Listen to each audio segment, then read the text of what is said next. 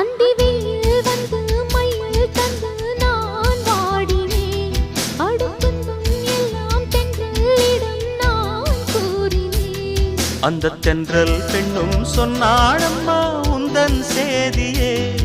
அவள் சொன்ன பின்பு மின்னல் போல வந்தேன் தேடியே.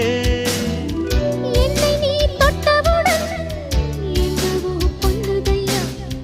முற்றுகை இட்டவுடன் சிற்றிடை தின்னுதையா.